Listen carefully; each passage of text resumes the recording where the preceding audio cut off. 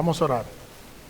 Dios bueno y misericordioso, gracias te damos, Señor, en esta mañana, por tu bondad, tu misericordia, por tu amor, Señor, para con nosotros, porque nos permite, Señor, poder estar el primer día de la semana reunidos como iglesia, Señor, en nuestro culto público, a darte alabanza, a dar gloria a tu nombre, Señor. Te pido que, así como tú nos has permitido poder adorarte por medio de las oraciones, por medio de nuestras alabanzas, por medio de nuestros diezmos y ofrendas, que nos permita, Señor, poder adorarte en esta hora por medio de la escucha reverente de tu palabra, Señor, y que tu Espíritu Santo nos ayude aplicando tu palabra a nuestras vidas, Señor, y que tú nos ayudes, Señor, a asimilar y a entender que tú eres, Señor, quien protege a los tuyos, y que nosotros estamos seguros en ti, que tú eres nuestro seguro refugio, Señor. En el nombre de Jesús. Amén. En esta mañana, el título del sermón de esta mañana es El Señor protege a los suyos. Y de eso vamos a estar hablando en esta mañana. El Señor protege a los suyos. Salmos 91. Salmo 91, vamos a leer, los primeros 6 versículos, aunque solo vamos a estar hablando hoy de los 2 primeros versículos. Salmo 91 dice el texto: el que habita al abrigo del Altísimo morará bajo la sombra del Omnipotente. Diré yo a Jehová, esperanza mía y castillo mío, mi Dios en quien confiaré. Él te librará del lazo del cazador, de la peste destructora, con sus plumas te cubrirá, y debajo de sus alas estará seguro. Escudo y adarga es su verdad. No temerás el terror nocturno, ni saeta que vuele de día, ni pestilencia que ande en oscuridad, ni mortandad que en medio del día destruya. Ese es básicamente todo nuestro texto, aunque reitero que vamos a estar dividiendo esto en varias partes y solo vamos a usar los primeros 3 versículos.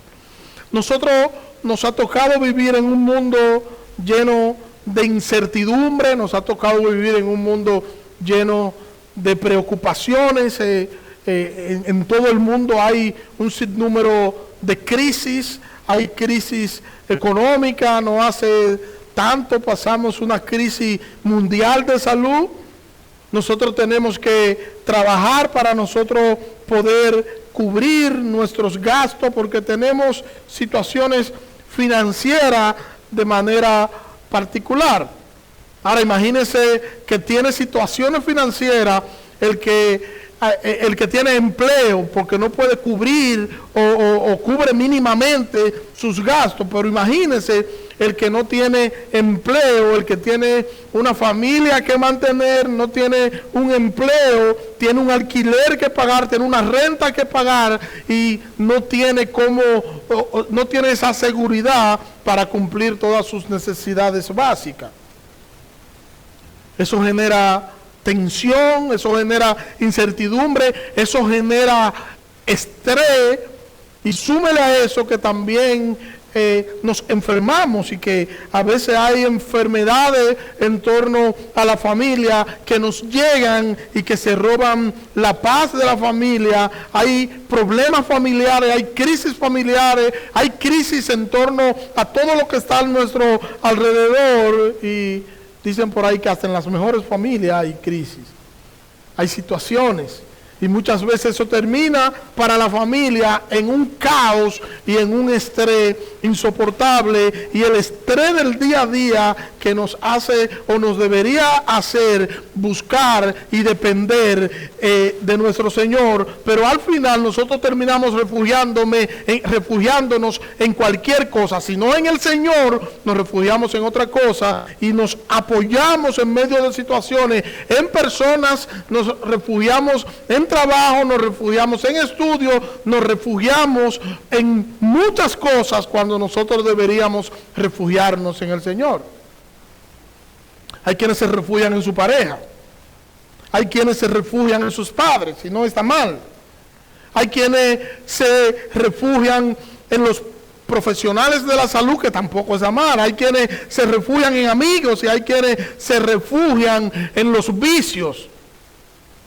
Pero los hay que, a pesar de tomar en cuenta lo primero que ya mencioné, se refugian en Cristo y saben ellos que todo lo que hacen debería y apunta a la gloria de su Salvador, sabiendo que la última palabra en sus vidas la tiene el Señor y que no importa cuáles sean las circunstancias, al final la última palabra la tiene el Señor de todo. Porque no es que si usted está enfermo, usted diga, yo voy al médico, el médico me va a sanar, yo me declaro sano y no voy a ir nada. Y yo sé que si voy al médico me van a poner un tratamiento, pero yo me declaro sano. Y no voy a ningún lado porque me declaro sano y Dios me va a sanar. Eso es un acto de irresponsabilidad, sabiendo usted que tiene un problema de salud que atender, y en ese acto de irresponsabilidad de su parte, usted está siendo un mal administrador del cuerpo que Dios le dio. Entonces, todo tenemos que verlo a la luz de las Escrituras y tenemos que verlo desde la óptica en la que Dios quiere que nosotros lo veamos. En este Salmo 91, el Señor nos muestra que la seguridad verdadera está no en lo material, sino en Él. Que la seguridad verdadera no está en nuestras propias riquezas. Que la seguridad verdadera del creyente está en habitar bajo el abrigo de Dios. Y este salmo habla de la protección, este salmo habla del amparo para aquellos que confían en el Señor. Todo el que confía en el Señor tiene protección y tiene un poderoso refugio en Cristo Jesús. ¿Vendrán momentos de temor y momentos de ansiedad? Claro que sí.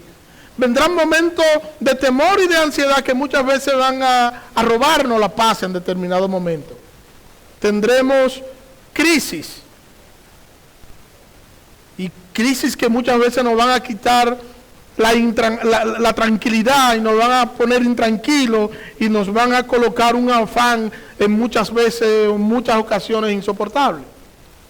Ahora, ¿qué debemos hacer nosotros como creyentes en esos momentos? Nosotros lo que deberíamos hacer es apegarnos a la promesa de protección y de seguridad que el Señor nos da en su palabra. Nosotros tenemos en la palabra del Señor todo cuanto necesitamos y Él nos ha dado promesas seguras en su palabra que nosotros deberíamos creer, apegarnos a ella y confiar que Dios obrará conforme a su misericordia. El Salmo 91 nos recuerda que quienes confían en el Señor viven bajo su protección divina. Y este texto, estos 6 versículos, yo lo he dividido en 3 partes. Número 1, la seguridad en la presencia de Dios. Número 2, la protección sobrenatural de Dios. Y número 3, si el Señor está con nosotros, no hay por qué temer. Y hoy solo vamos a estar viendo el primer punto, que es, hay seguridad en la presencia de Dios.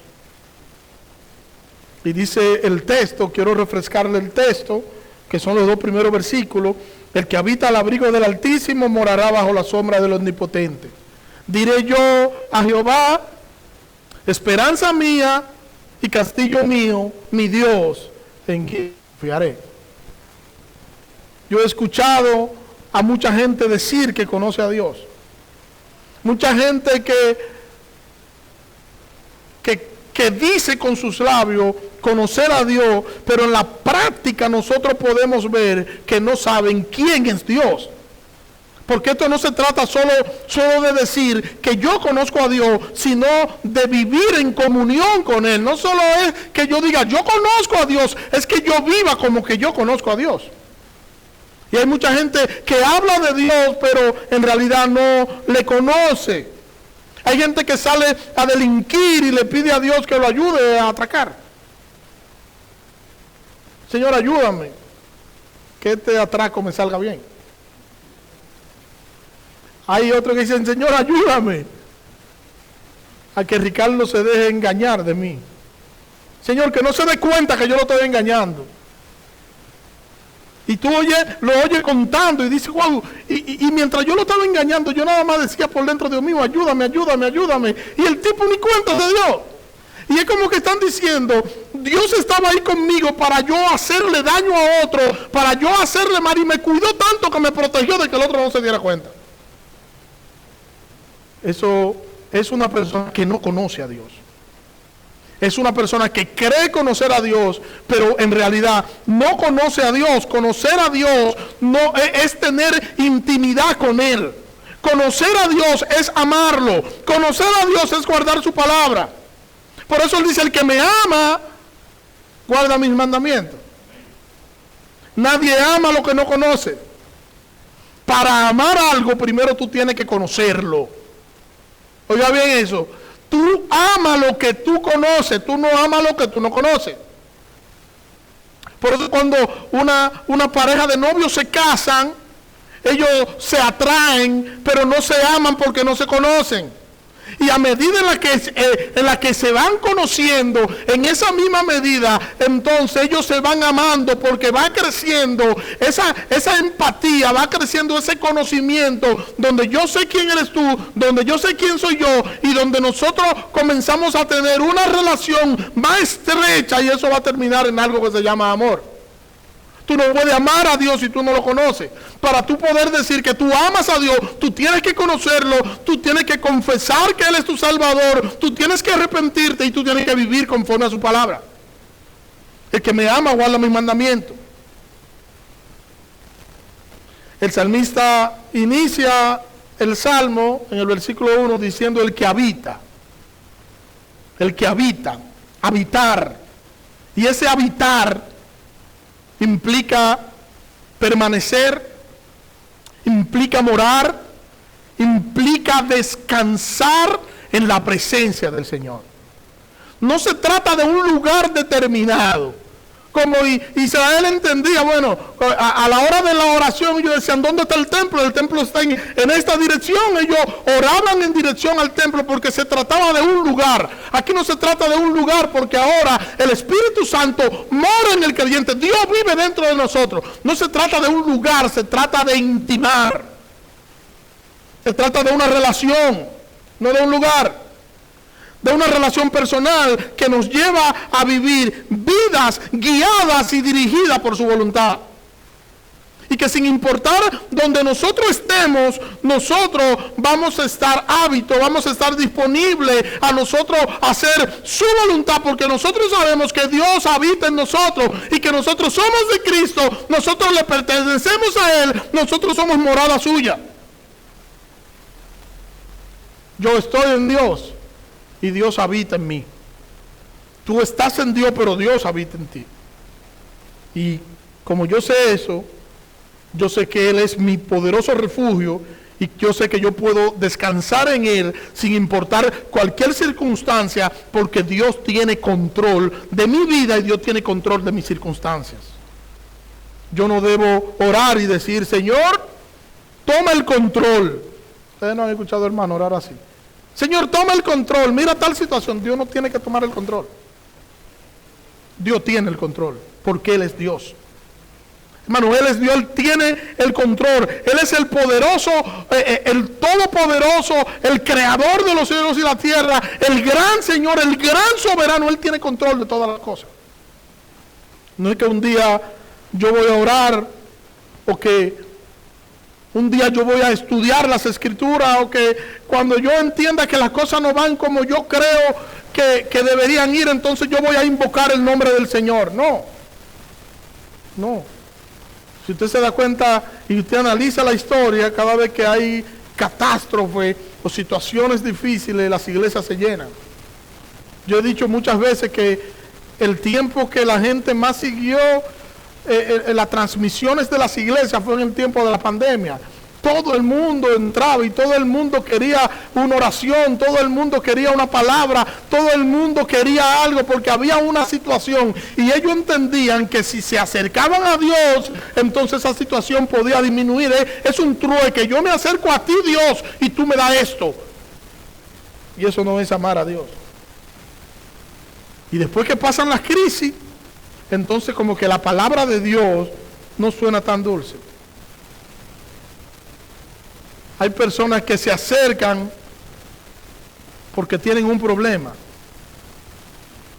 Y cuando el problema se resuelve, la palabra de Dios deja de ser agradable. Yo recuerdo a alguien que se acercó y no tenía empleo, tenía una situación un poquito complicada. Nosotros le ayudamos incluso a buscar un empleo. Y después que tenía el empleo, que ya la situación había cambiado, no volvió más a la iglesia, porque vino por un problema. Y cuando su problema se resolvió, entonces, ¿qué yo hago en la iglesia? El que va a la iglesia para que Dios le resuelva algo y su problema se resuelve, se va cuando el problema se resolvió. Nosotros no hemos venido para que Dios nos resuelva algo. Nosotros venimos por Dios. La razón de nosotros estar aquí es Dios. Y no importa que puedan venir las crisis, y no importa que puedan venir los problemas, no importa. En medio de las crisis, en medio de los problemas, en medio de las situaciones, vamos a estar abrazados a Cristo, porque Él es la razón por la que nosotros estamos aquí.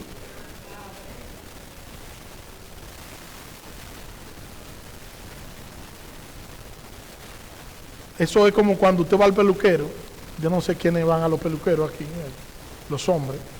Cuando tú vas al peluquero no es cuando tú tienes poco cabello. Tú vas al peluquero cuando tú tienes mucho cabello. O sea, tú tienes una necesidad y tú vas al peluquero para tú recortarte y quitarte el cabello. Cuando el cabello crece, entonces tú vas y te lo quitas. Cuando el cabello está normal, tú no pasas por ahí porque tu necesidad ahí es resolver el tema de que te corten el cabello. Y hay gente que cree que la iglesia es así. Y hay gente que cree que la iglesia es así y van a la iglesia simplemente cuando ellos necesitan algo, a buscar una solución, y cuando su problema está resuelto, patica para que te tenga. Y yo tengo muchos ejemplos de gente que dice conocer a Dios, pero andan detrás de Dios, detrás de los panes y los peces. Nosotros teníamos una hermana, que no voy a decir el nombre, Zuleika me está mirando de una vez, Zuleika sabe quién es, que se fue de nuestra iglesia y que dijo que ya no había una razón por la que para ella estar aquí. ¿Por qué? Porque ella decía, bueno, antes me daban muchas cosas, ahora ya no me dan tantas cosas, y como dejaron de darme, entonces yo me voy para una iglesia donde me den. Allá se para INEPRO, para el plan social, si tú lo que estás buscando que te den. Porque la iglesia no es el plan social de la presidencia, ni es INEFRE tampoco. Nosotros somos consiervos que estamos aquí, nos debemos el uno al otro y estamos para ayudarnos los unos para los otros, pero nosotros no podemos tampoco dejar que otra gente se aproveche de nosotros como creyentes. ¿Verdad que no? Entonces, hay gente que suele estar en el contexto de la iglesia, pero no son gente que conocen a Dios, son desconocidos. Desconocidos porque no conocen a Dios. Habitar, que es lo que está diciendo el salmista, habitar es estar siempre consciente de que nosotros estamos en la presencia de Dios. Y cuando tú estás consciente que tú siempre estás en la presencia del Señor, tú sabes que si tú estás en el trabajo, tú estás en la presencia de Dios. Tú sabes que si tú estás en la universidad, tú estás en la presencia de Dios. Que si tú estás en la escuela, tú estás en la presencia de Dios. Y que todas las cosas que tú vas a hacer, tú sabes que Dios está ahí contigo. No importa el lugar como se llame. Entonces tú vas a tener cuidado. Tú vas a tener cuidado cuando te llegue dinero y tú digas, voy a gastar esto en tal cosa. No, tú vas a tener cuidado en el gasto, porque tú sabes que ese dinero, aunque tú lo trabajaste, ese dinero te lo dio el Señor para que tú lo administres bien. Y tú no vas a malgastarlo y a botarlo sin tomar en cuenta a tu familia. Amén. Habitar es estar siempre consciente de que Dios está con nosotros, de que la presencia de Dios nos acompaña donde quiera que nosotros estemos, porque nosotros somos templo del Espíritu Santo. Y todo lo que nosotros vayamos a hacer, deberíamos hacerlo para nosotros agradar a nuestro Señor. No es una visita ocasional a Dios, lo que el salmista nos está diciendo con habitar. No, no es una visita ocasional. No es que yo habito porque yo un día voy a la iglesia. No es que yo habito porque yo un día oro. No es que yo habito en Dios porque un día yo leo la Biblia. No, es porque yo tengo un estilo de vida y mi estilo de vida dice que todo lo mío es para la gloria de Dios. Juan 15, mire cómo dice el evangelista. Juan 15, versículo 4, dice: permaneced en mí y yo en vosotros. Como el pámpano no puede llevar fruto por sí mismo si no permanece en la vid, así tampoco vosotros, si no permaneciereis en mí. Yo soy la vid, vosotros los pámpanos. El que permanece en mí y yo en él, este llevará mucho fruto, porque separados de mí nada podéis hacer. El que en mí no permanece será echado fuera como pámpano y se secará, y los recogen y los echan en el fuego y arden. Si permaneciereis en mí, mis palabras permanecen en vosotros. Pedid todo lo que querréis y os será hecho. En esto es glorificado mi Padre, en que llevéis mucho fruto y seáis mis discípulos. Como el Padre me ha amado, así también yo os he amado. Permaneced en mi amor. Si guardáis mis mandamientos, permanecéis en mi amor, así como yo he guardado los mandamientos de mi Padre y permanezco en su amor. Estas cosas os he hablado para que mi gozo esté en vosotros y vuestro gozo sea cumplido. Reitero, el que habita es el que permanece. Y el valor de nosotros está en que nosotros hemos sido insertados a Cristo, que es la savia o que es la fuente. Nosotros hemos sido insertados a Él, porque de lo contrario nosotros seríamos ramas secas. En las iglesias hay varios grupos de personas. Están los que habitan y están los que visitan.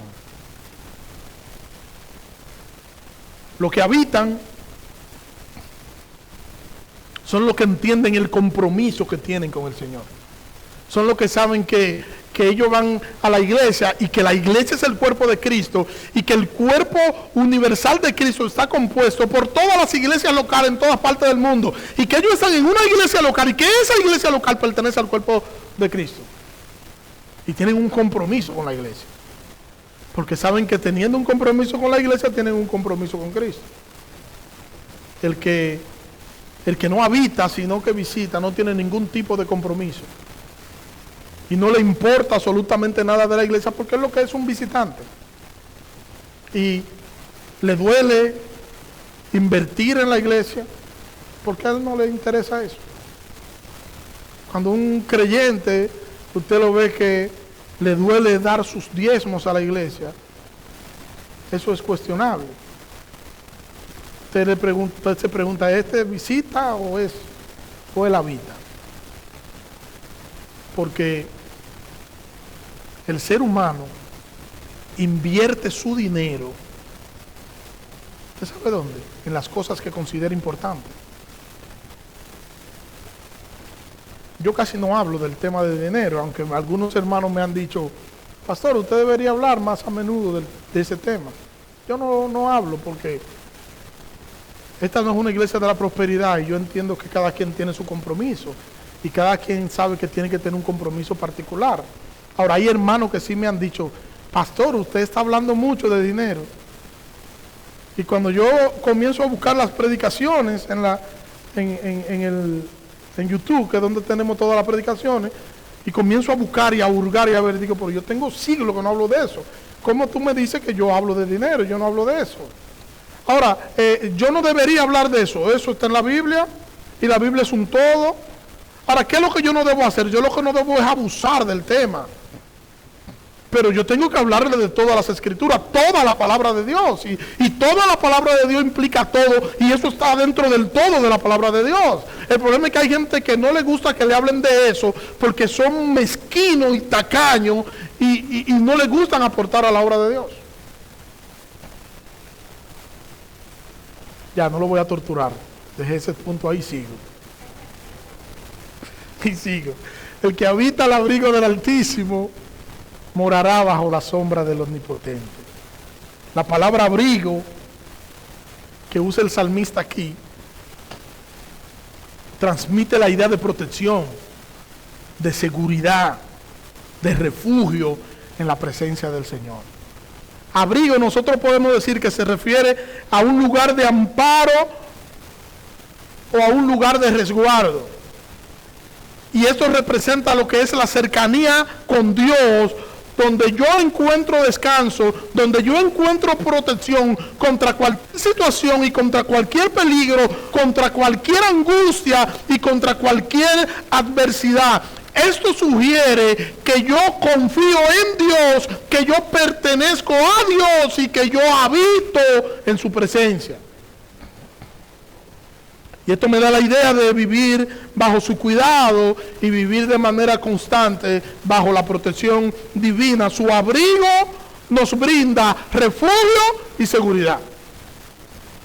Repito, su abrigo nos brinda refugio y seguridad. Y mire cómo lo dice el salmista en el Salmo 46. Dice allí el salmista: Dios es nuestro amparo y fortaleza, nuestro pronto auxilio en las tribulaciones. Por tanto, no temeremos aunque la tierra sea removida y se traspasen los montes al corazón del mar, aunque bramen y se turben sus aguas y tiemblen los montes a causa de su braveza. Del río sus corrientes alegran la ciudad de Dios, el santuario de las moradas del Altísimo. Dios está en medio de ella, no será conmovida. Dios la ayudará al aclarear la mañana. Bramaron las naciones, titubearon los reinos, dio él su voz, se derritió la tierra. Jehová de los ejércitos está con nosotros, nuestro refugio es el Dios de Jacob. El Señor es esa ciudad fortificada que nosotros tenemos y nada puede penetrar, porque el refugio nuestro es el Señor. La esperanza del cristiano está en el Señor. La esperanza nuestra está en el Señor, y nosotros sabemos que podemos confiar plenamente en su seguridad. Estamos seguros en Él. Dice Proverbios 18:10: torre fuerte es el nombre de Jehová, a él correrán los justos y serán levantados. Vamos a correr a nuestro refugio y vamos a ser socorridos porque Él nos atiende. Y segunda carta a los Tesalonicenses, capítulo 3, versículo 1 al 3, dice: por lo demás, hermanos, orad por vosotros para que la palabra del Señor corra y sea glorificada, así como fue entre vosotros, y para que seamos librados de hombres perversos y malos, porque no es de todos la fe. Versículo 3. Pero fiel es el Señor, que os afirmará y guardará del mal. Wow. Nosotros podemos ir al Señor con toda seguridad, con plena seguridad de que nosotros estamos, no solamente que habitamos en Él, sino que Él es nuestro abrigo, Él es nuestro refugio. Nosotros estamos abrigados por Dios. No es que nosotros hemos sujetado a Dios, es que Dios nos ha sujetado a nosotros. Él nos cuida, nos guarda y nos protege. Eso es grandioso. Por eso Jesús dijo: ustedes no me amaron a mí, fui yo que lo amé a ustedes primero. La iniciativa no viene de ustedes, la iniciativa viene de mí. Yo lo amé a ustedes primero. El Señor es fiel. El Señor es fiel. Salmo 121 nos dice: alzaré mis ojos a los montes.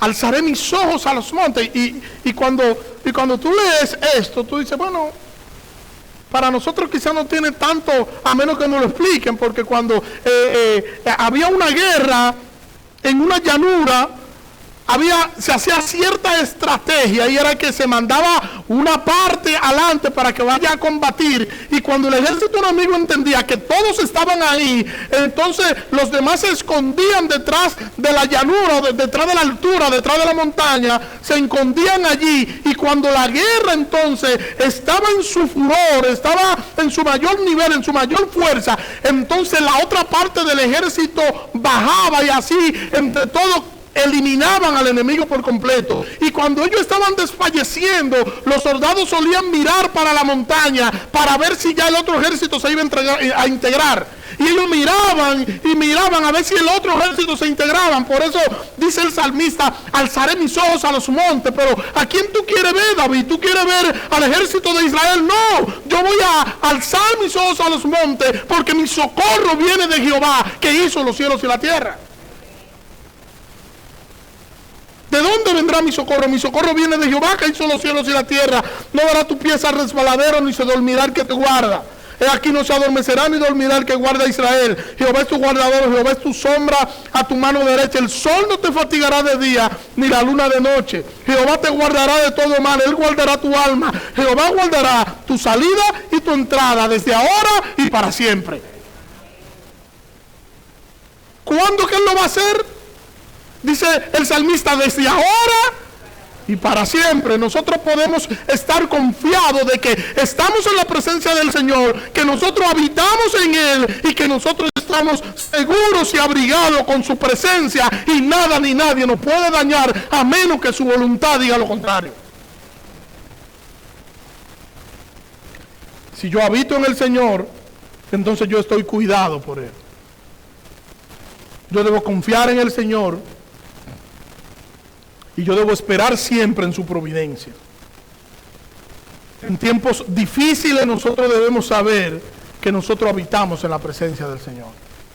Habitamos y tenemos que vivir como que nosotros habitamos. No es solamente que yo lo sepa, es que yo viva conforme a esa realidad. ¿Conforme a cuál realidad? Conforme a la realidad de que el Señor es mi poderoso refugio, que el Señor es mi única esperanza, que cuando todos estén desfallecidos, que cuando todos estén arruinados, yo no puedo estar arruinado, porque yo le creo a un Cristo vivo y de poder, que es mi esperanza. Él es mi esperanza. Y si Él es mi esperanza, entonces yo debo ser la diferencia. Y Él, como mi refugio, y Él como mi esperanza, no me abandona. Todo lo contrario, Él siempre está atento a nuestras necesidades. Sí, Él no nos abandona, pero puede que se canse. Tampoco se cansa de cuidarnos ni de protegernos. Él siempre está cerca y nunca nos abandona, porque su Espíritu Santo mora y vive dentro de nosotros. Ahora nosotros somos ese templo de Dios. Antes en Israel se necesitaba un templo. Allí estaba el arca del pacto, que simbolizaba la presencia de Dios, y allí eso simbolizaba que Dios estaba en ese lugar. Bueno, ahora no es así. Ahora el templo somos nosotros, el arca somos nosotros. Dios vive dentro de nosotros, y donde quiera que nosotros nos movemos, Dios se mueve con nosotros. O sea que Dios siempre está ahí, cerca. O sea que Dios nunca nos abandona. A pesar de que nosotros somos infieles, Él permanece fiel. Nos amó de tal manera que perdonó nuestros pecados pasados, presente y futuro en la cruz del Calvario. Y no nos escogió porque nosotros éramos buenos. No fue que Él dijo: los santanas son unos monstruos. ¿Verdad? Yo marco de Santana, ¿verdad? No es que los santanas son unos monstruos. O los moronta, eso sí. No, los de los santos no es así, esos son unos... Esos tienen... No, hermano. No había nada en nosotros atractivo, que el Señor se fijara en nosotros y pudiera ver algo atractivo en nosotros. Él se fijó en nosotros y nos amó por pura gracia y por pura misericordia. Todo lo contrario, la Biblia dice que Dios escogió lo que no servía, lo vil, lo menospreciado, para que la gloria no sea de nosotros, sino que sea de Él. Nos escogió precisamente porque éramos lo peor, y nos ha dado descanso y seguridad en su amado Hijo. Y en cada momento, bajo cualquier circunstancia, nosotros contamos con su protección, porque siempre la presencia del Señor está con nosotros, porque Dios no se va a negar a sí mismo. Nosotros somos suyos, nosotros somos propiedad privada de Dios. Y siempre nos va a guiar conforme a su voluntad cuando nosotros estemos ante cualquier situación apremiante y ante cualquier situación difícil. Nosotros podemos contar con la guianza y con el cuidado de nuestro Salvador. Y por ello debemos descansar en Él. Y siempre debemos recordar que Él es nuestro pronto refugio. Que debemos glorificar su nombre creyendo y viviendo para la gloria de Él. El que habita al abrigo del Altísimo morará bajo la sombra del Omnipotente. Diré yo a Jehová, esperanza mía y castillo mío, mi Dios en quien confiaré. Morará bajo la sombra del Omnipotente. En este caso, una sombra es un refugio del calor y del peligro. Cuando un judío estaba en el desierto, la sombra era precisamente esto, un lugar de refugio. Estar bajo la sombra de Dios podría entonces significar que su poder nos cubre en todo tiempo, no solo en tiempos difíciles, en todo tiempo, hasta en los tiempos difíciles. Como un padre protege a su hijo sin importarle absolutamente nada, de igual manera Dios nos guarda en medio de cualquier tormenta porque nosotros somos sus hijos. Y Él nos cubre de la fatiga del mundo, del estrés agotador que genera este mundo pecaminoso, y nosotros en Él estamos firmes y seguros porque Él es quien nos sustenta, Él es quien nos protege y Él es nuestro dueño. Nosotros confesamos que Él es nuestro Salvador. Y siempre debemos estar ubicados en quién es Dios y quiénes somos nosotros. Que no se trata de nosotros, de cuán buenos nosotros somos, que no se trata de lo que nosotros podamos hacer. Todo lo que nosotros podamos hacer queda por debajo. El estándar de Dios es muy alto y nosotros nunca vamos a poder y decir, Señor, llegué al estándar tuyo y cumplí con todo. No, siempre vamos a estar en deuda. No se trata de nosotros, se trata de la gloria de Dios. Y el salmista dice, diré yo a Jehová, diré yo. Y esto es como un reconocer quién es Dios o a quién yo me estoy dirigiendo. Cuando llegue el momento difícil, el momento de tribulación para nuestras vidas, a dónde nosotros debemos ir a buscar refugio. ¿A quién yo voy a reconocer en medio de mi situación como mi sustentador? El salmista dice, diré yo a Jehová. Es reconocer al Señor como aquel que nos sostiene. Diré yo a Jehová. ¿A quién me voy a dirigir y en quién voy a confiar en medio de mis cosas, en medio de mi situación? ¿A quién? Diré yo a Jehová. ¿Qué diré? Esperanza mía y castillo mío. Dios es nuestro refugio en la angustia. Dios es nuestro refugio en los tiempos de dificultad, cuando nosotros enfrentamos incertidumbre, cuando estamos ante el dolor, cuando estamos ante el fracaso. Dios es nuestro refugio. Cuando nosotros creemos que todo está perdido, cuando nosotros creemos que la situación se ha salido de control, Dios es nuestro refugio. Cuando nosotros entendemos que ya no se puede avanzar y que no podemos seguir hacia adelante, Dios es nuestro refugio. No hay más que hacer, pero Dios está ahí. Y ahí la situación nos dice, ya tú llegaste hasta aquí. Pero Dios no dice eso. Cuando nosotros perdemos la esperanza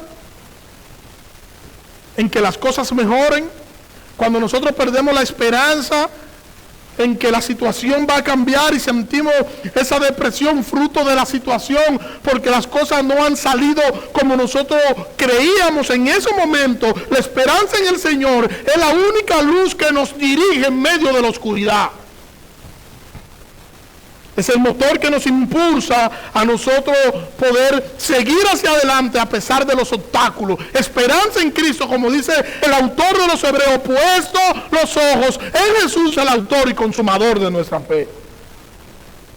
Cuando los problemas parecen no tener solución, Cuando lo que nosotros hemos soñado parece muy lejano, porque como que todo ha perdido sentido. En esos momentos la esperanza en Cristo nos va a ayudar a entender que no importa lo que venga, vamos a mantenernos en pie, porque hemos vencido en Cristo y Él nos ha dado la esperanza en la cruz. Él no nos va a dar consuelo, ya Él nos dio consuelo. Él no nos va a dar esperanza, ya Él nos dio esperanza. Y nosotros solamente tenemos que creer lo que Él ha dicho que ya Él nos ha dado. Creer en Cristo. Y entonces vamos a resistir en medio del sufrimiento. Entonces vamos a poder ver su palabra, y su palabra nos va a mostrar un futuro mucho mejor. Y vamos a ver en su palabra que no importa cuáles sean las circunstancias, siempre vamos a contar con la protección de nuestro Señor. Siempre Dios va a estar ahí. Yo no sé si a usted le ha pasado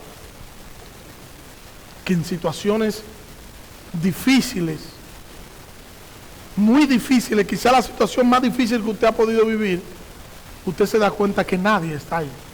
De hecho, hay un refrán muy dominicano que dice que en la cama y en la cárcel, o en la cama y en la enfermedad, es donde se conocen a los amigos. Y hay gente que ha llegado a la cama o a la enfermedad, y ha llegado a la cárcel y no ha visto absolutamente nada, porque los que decían que eran sus amigos no eran amigos, eran compañeros de bohemia.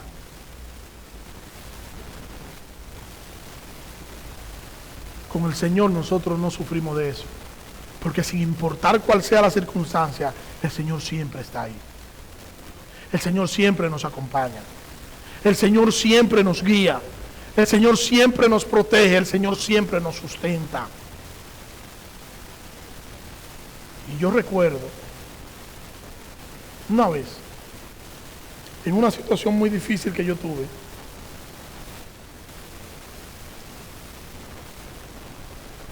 yo tenía amigos cercanos, y puedo decir que cuento con amigos cercanos. Tengo a quien llamar. Si a mí me pasa algo a medianoche, no importa lo que sea, yo sé a quién yo puedo llamar. Yo sé que me voy a arriesgar, pero tengo a quien llamar, ¿verdad, Yanni? Cuando yo compré mi primer vehículo, era un Suzuki Gran Vitara, ¿verdad? Un G Suzuki Gran Vitara. Yo era inventando que yo estaba. Yo no sabía, nunca había conducido. Y la fiebre, imagínense. Era un vehículo viejo. Y la fiebre, yo venía cruzando ese día, como a las 12 de la noche más o menos. 12 y media de la noche. Yo venía de una presentación teatral, de una obra que montamos, creo que fue en Casa de Teatro. Y vengo cruzando el puente, el profesor Juan Bosch, y me quedé a mitad del puente. Hay un señor que viene, le coloca al vehículo una soga, me lleva al farolito, y yo estoy solo ahí, casi a las 1 de la mañana, ¿y a quién llamo? Tengo que llamar a un amigo. Y llamo a Juan Francisco. Juan Francisco me dijo, revise, porque tiene que ser un alambrito de pegado que tiene que tener, que no quiere prender. Yo no sé, yo he revisado todo entero. Dice, ok, yo voy para allá. Llegó con la guardaespaldas de él, ¿no? Usted sabe que él tiene guardaespaldas. Con Ana Silvia llegó y dejó el vehículo parado como de aquí a la puerta ya. Y cuando se desmontó ella comenzó a decirme de todo. Y si usted no puede tener carro, no tenga carro, porque como que mira la hora que es, y hasta ahora usted molesta a uno de su casa. Y de todo me dijo. Había unos cuanta gente, que unos motoristas por ahí, y yo con la cabeza baja y yo, Dios mío, ¿Qué ayuda? Me dijo de todo. Y después, no solamente que me dijo todo, cuando abrimos el bonete, exactamente lo que él dijo, era un alambre del regalo que había.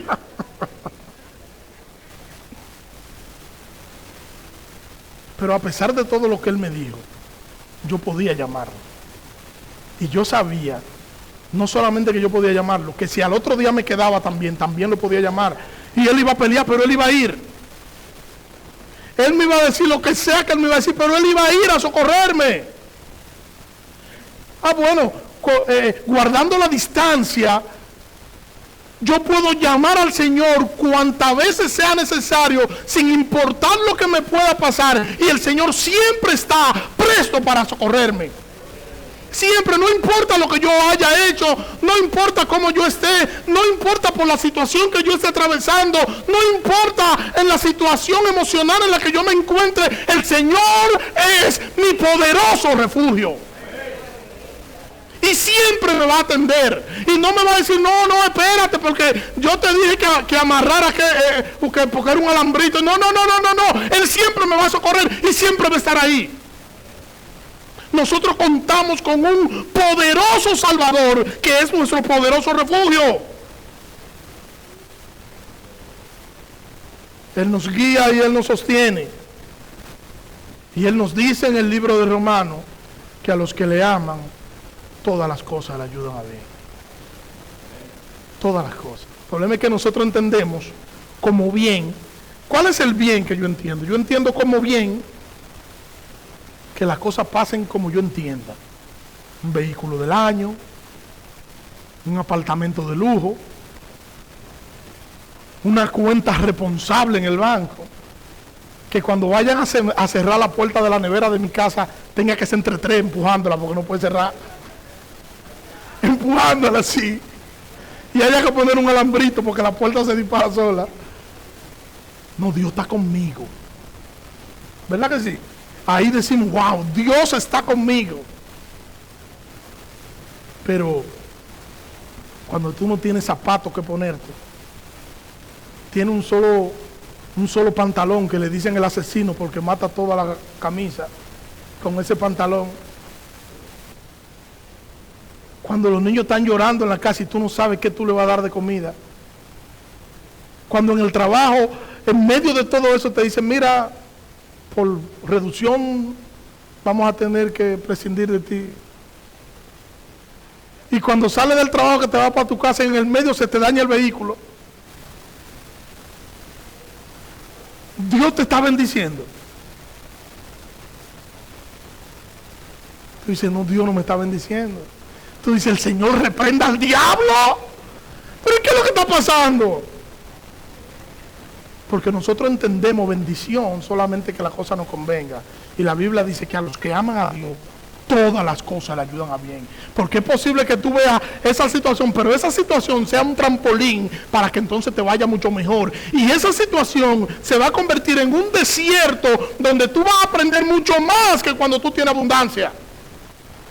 O sea, no es que Dios está contigo cuando las cosas marchan bien. Alabar a Dios cuando las cosas marchan bien. ¡Qué bueno es! Ahí sí, ahí Dios está. No, Dios está ahí, pero también Dios está en medio de la crisis, en medio del desierto, en medio de la prueba, en medio del dolor, en medio del quebranto. Dios siempre está ahí.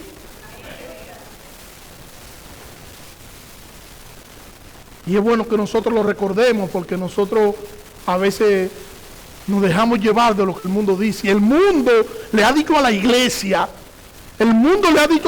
mira iglesia, bendición es que tú tengas todo esto. Bendición es que tú vivas como vive la gente del mundo. Un cristiano bendecido es un cristiano que tiene que vivir como vive el próspero del mundo, y no es así. El cristiano bendecido es el que vive conforme a la palabra de Dios.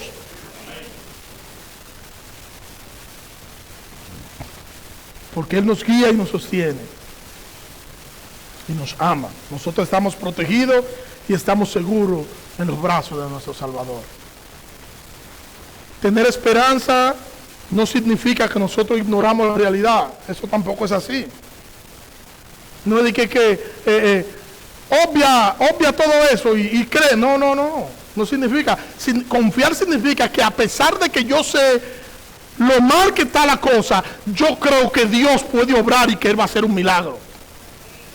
Que yo confío en Él sabiendo y consciente de mi situación, pero sabiendo también que yo le sirvo a un Dios que es todopoderoso, que llama las cosas que no son como si fuese, y que su voluntad se va a cumplir en mi vida por encima de cualquier cosa. Y que Él me va a ayudar, y que Él me va a guiar, y que Él me va a ayudar a yo esforzarme y a yo perseverar.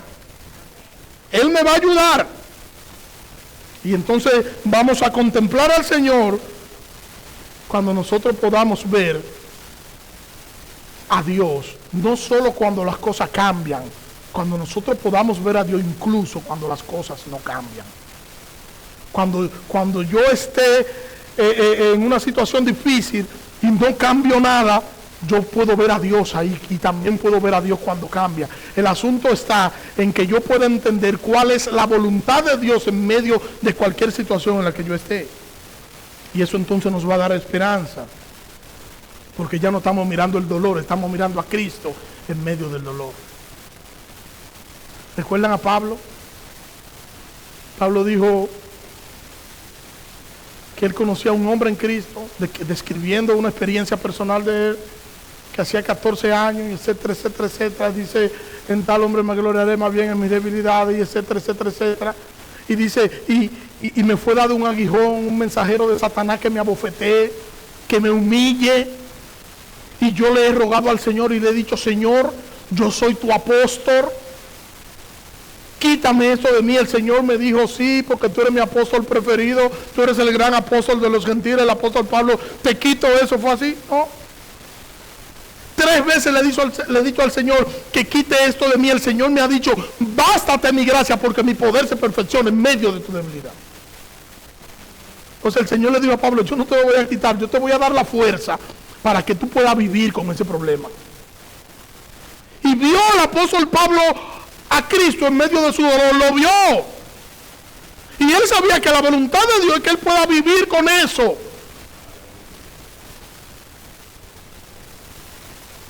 Y entonces no estaba mirando el problema, sino que ahora estaba mirando a Cristo. Y a nosotros a veces nos pasa como le pasó a Pedro. Nos sentimos llenos de fuerza, presumimos ante otros, y vemos que el Señor está caminando por encima de las dificultades. Y decimos igual que Pedro, Señor, quiero caminar contigo. Pedro vio al Señor cuando venía como un fantasma, y después que todos gritaron en la barca creyendo que era un muerto, entonces Pedro le dice al Señor, Señor, si eres tú, manda que yo vaya. Y el Señor le dijo, ven. Pero el temor se apoderó del apóstol Pedro. Mateo capítulo 14, mire 3 versículos bíblicos nada más. Entonces le respondió Pedro y le dijo, Señor, si eres tú, manda que yo vaya a ti sobre las aguas. Versículo 19, y él le dijo, ven.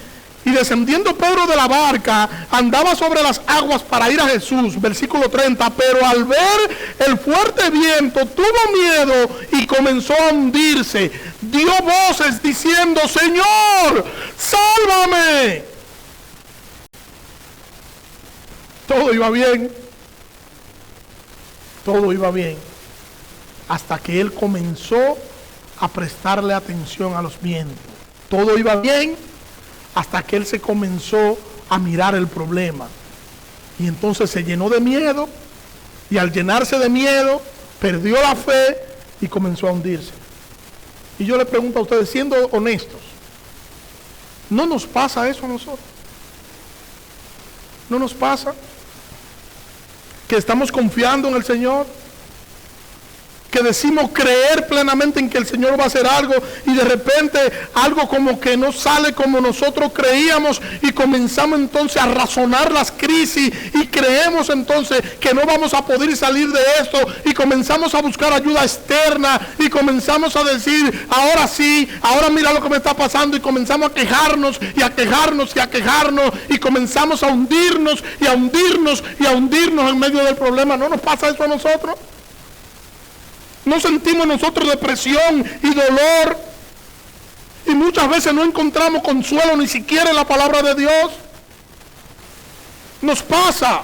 Ahora, ¿qué debemos hacer cuando eso nos pase? Hagamos lo mismo que hizo Pedro. ¿Qué hizo Pedro? Cuando comenzó a hundirse en medio del problema, gritó, y cuando gritó dijo, Señor, sálvame. Señor, sálvame. Él corrió a Cristo. Cuando nosotros estemos en situaciones difíciles, gritemos en oración, y en oración gritemos al Señor, Señor, sálvame de esta.